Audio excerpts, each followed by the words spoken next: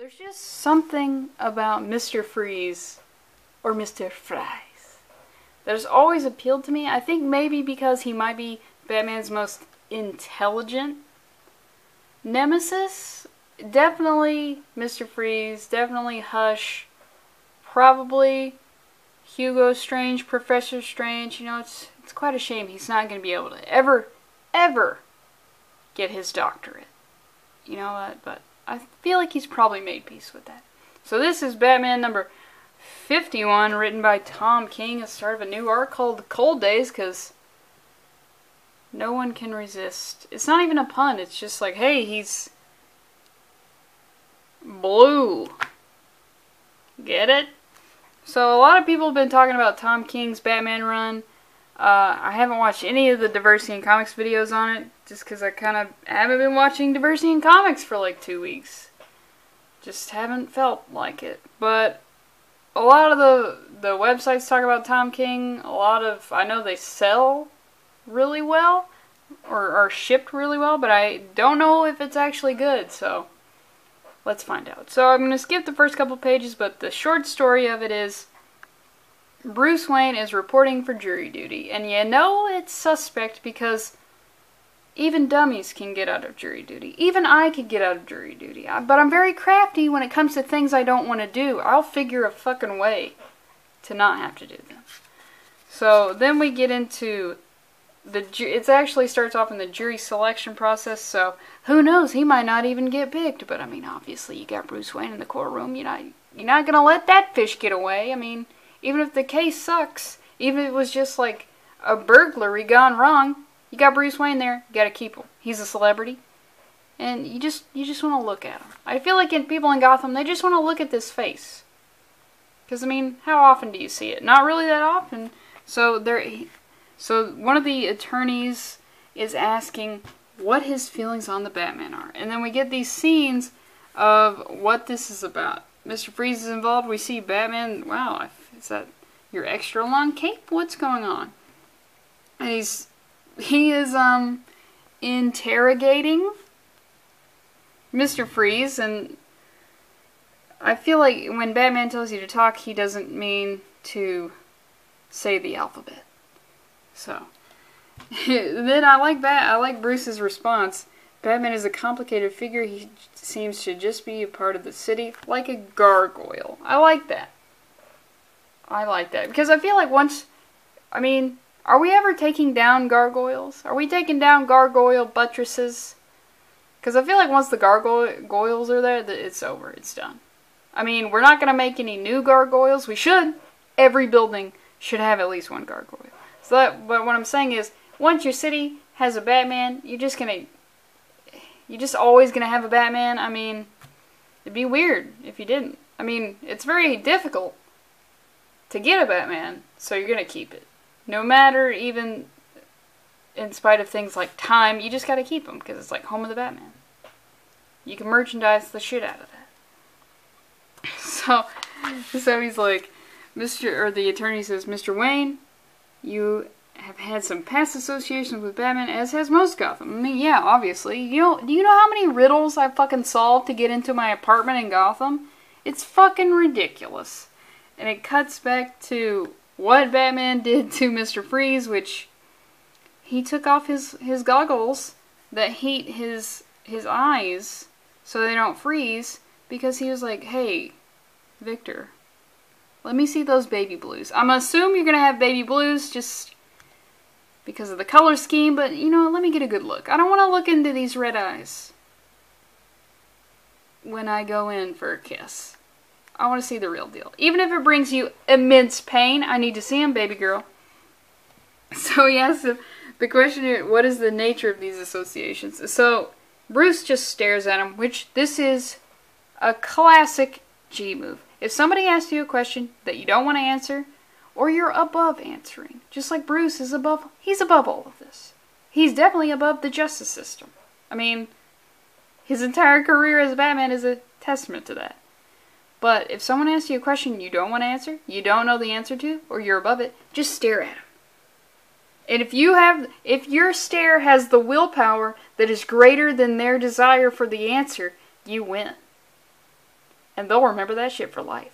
And your status in life, that's going to be elevated. Because once you get a stare that makes people back down, you will be unstoppable. See, it stopped this guy. I see, yes, very good. But does your allegiance outweigh your past with the Batman? What is their past? I assume he's done some shenanigans where Dick dresses up as Batman, and then they're like, oh, hello, yes, I am Bruce Wayne, and you are Batman. Oh, okay. And they just, that sort of thing happens.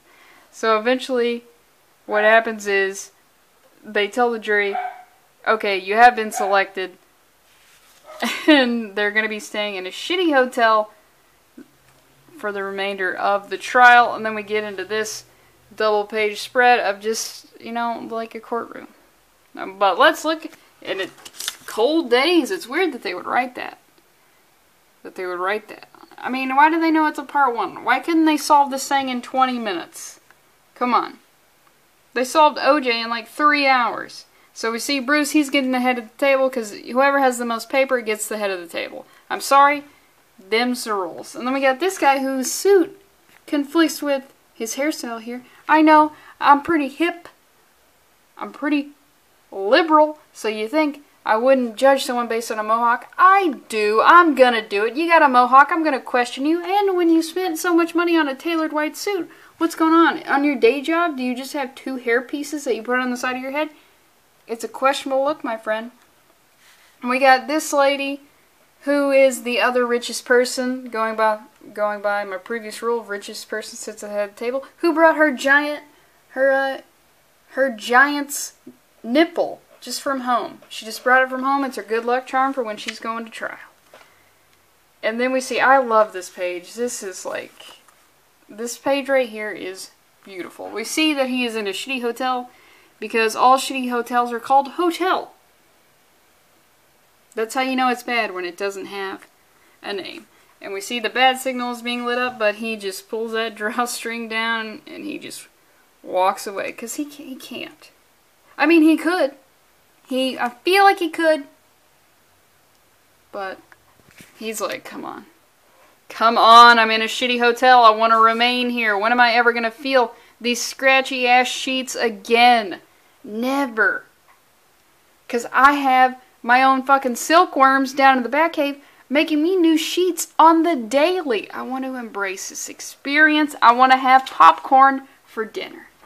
And we see that Dick is actually the one dressing up, parading around as Batman, I should say, for the time being. But that's not important. What's important is this trial. So what is going on here? What's going on here? So we see 3 women are dead. Oh, jeez, I'm supposed to be super upset about it. I don't care. Women are easy to kill. Stop being so damn easy to kill, and maybe we'll care about you getting killed, okay? Most people could kill me in a second, but if I see you coming, it's gonna be harder. But I'm saying, if you sneak up on me, I mean, come on. I'm 5'1", 5'2" on a good day. All you have to do is just put a noose around my neck and just pull really hard. And like, you don't even have to be that tall. Just pull it, and then I'm dead. So let's see who's dead and why they were probably murdered. All right, we got Elizabeth Andrion, who has a comic book framed. Now, you guys know that I have comic books up on my wall. They're not framed. Because I feel like the framing conflicts with a little bit of the immaturity that goes along with what comics, they have the stereotype. So I feel like she's framing a comic. She has to fucking cease living. And also, she's a grown woman with a teddy bear.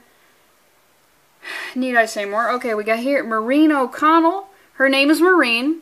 That's a strike. And she's got a grandma pillow that a person under the age of 75 shouldn't have.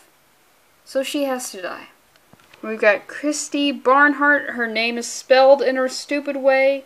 It ends with an I. And she didn't change out of her work clothes when she came home to read. You didn't change out of your clothes? What the fuck, Christy? Come on. And you're throwing your heels around. Those look like very nice heels. What are they, Louboutins? You're not taking care of your good designer clothing. So I need you to also die. And the lawyer, he says this, he says, tragic. Which, I don't know what it is, but whenever I hear tragic, just tragic, it makes me fucking laugh. It just sucks all the seriousness out of the room. Like, I could be in a police station hearing some horrific news, and then just one of the officers just says, tragic. And I would probably start fucking laughing. Just because I don't know why that is funny to me, but it is. So this is Mr. Freeze's lawyer, and he's like, there's not a single piece of evidence that connects these three women, or even indicates that they were murdered. I mean, yeah, they're all women in their, like, 30s. They just die. They just die. From loneliness. From harsh city living. Women die all the time. You can't, you know, they just die. Just accept it. We should just accept when women die. Don't look into it. We don't need to waste resources on that. So his entire case is based on the fact that, and oh yeah, these women suffered from random blood clots that entered their brains. This is why we got to bring back the leeches. I mean, if you got to put leeches all over everybody, those suck those blood clots out. I feel like if we looked at the data, blood clot deaths would be on the rise as using leeches as medical instruments sunk to an all-time low. I'm just saying, what's the harm? What's the harm in letting leeches just suck on portions of your body every day? Or while you sleep. I bet that would just lull me into a sense of security. Like I'm laying down, I'm a little sleepy, and then these like warm little leeches just suck on me. They suck all the life out of me. It makes it easier for me to go to sleep. So Batman, he comes in, he does the investigation. Along comes the Batman. I gotta tell you, I don't like this. It's a little worrisome. I know, Bruce, you're a very, very intelligent man. I'm sure you've read the entire Grey's Anatomy book and watched all the seasons, but you're not a trained medical professional, so it's sketchy. Skip this page over here. It's Dick just fighting Killer Croc. It has nothing to do with anything. Doesn't matter. So we see this beautiful, I don't know what it is about these like old school 9-panel pages, but they're great. So he's saying the theory was Batman's. Batman basically informed him that there was a temperature drop in each of these women's brain stems, and he was like, yeah, Batman told us, but then we were able to independently confirm that. But the lawyer is like, yeah, but is Batman licensed to perform autopsies? And of course, our old buddy Jim here, he's trying to dodge the question because, you know, he doesn't have the license. I mean, could you imagine? You're going into your first day of medical school and you see a guy dressed up as Batman? It's going to make me question the credentials of this institution. I don't care what Batman needs to do. It's just, he can't. Batman can't get licenses. I'm sorry. So he's like, look, answer the question. No, the Batman is not licensed. Case closed. Court dismissed. We've cracked this one. The Batman isn't licensed. And then we get into it. We come back to the jurors. They're having like food in a food court. Bruce is there. But then Bruce, he has to excuse himself because these people are beneath him. They're plebs. They're peasants. He doesn't want to just be around them.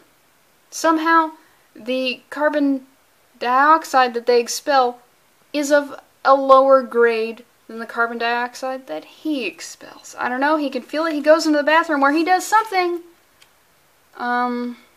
highly questionable, and it's going to be hard to explain to mall security. It looks like they're in a food court, but I don't know. So he goes in, and he's having a real hard time taking a piss. So he's just staring at the urinal, as I assume all men do when they just can't piss for whatever reason. So they just fucking stare at it. Probably stare at the urinal cake if I had to bet. But then again, you know, I don't have a dick, so I don't want to give you any bad information. So he grabs a urinal fixture. He just fucking rips it out of the wall and he throws it. He throws this damn thing and then he yells, ah! Okay, number one, you picked the least explainable fixture to be completely busted in a men's bathroom, or in any bathroom. Okay, so let's go through what the more plausibly explained fixtures are going to be. Number one, toilet. I've never seen a toilet be destroyed in real life in a public bathroom, but think about this. Obesity rates are on the rise. I gotta assume we got porcelain cracking all over the place. And it's probably going to be a real issue in the coming years. But I'm just saying, that would be easier to explain if you just kicked the shit out of a toilet and was like, hey, some fucking fat ass did this. Bruce Wayne tells me a fat ass did something, I'm going to believe him. Or number two, just a sink. Say you leaned on it too hard, and then people are like, oh yeah, men have been coming in here, splashing water on their face, contemplating their shitty existences, and leaning on this sink since its inception. So yeah, the screws are going to get a little loose, the porcelain's going to get a little weak, and then you got big strong man Bruce Wayne, he leans on it with those big ass hands and shoulders.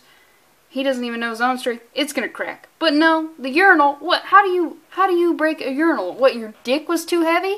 Is that how that works? Men put their penis in the urinal, and you know his dick is heavy. I'm just saying. You should have used your detective mode on this one because you picked the worst one. That's gonna be hard to explain.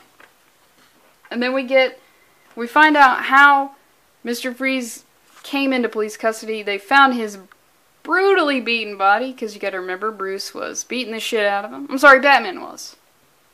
We don't know the secret identity of Batman. He was beating him up, and Batman put a note on him that said he did it, which the lawyer also questions the validity of. So then we get a look at our boy, Mr. Freeze. Look at him. I want to say he looks cool, but I'm not gonna do it. He says, and you confess after the doctors revived you? Yes, even his dialogue bubbles are icy. And what did you confess to? That I murdered 3 women as a part of an experiment. Oh, it's not even murder if it's an experiment. Case closed again. And did you murder 3 women? Look at Bruce. He's just fucking rock hard right there. He's just, God, his penis is, I feel like I'm talking about dicks a lot in this. It's about to just split the seams of his designer slacks. He's just like, oh God, I have to have my hands here because if I didn't, they'd be on my dick. And then he says, they cut back to the jurors. You see what they're talking about. What am I missing here? I'm missing something. And we see the nature of his confession. We got Batman's big ass silhouette.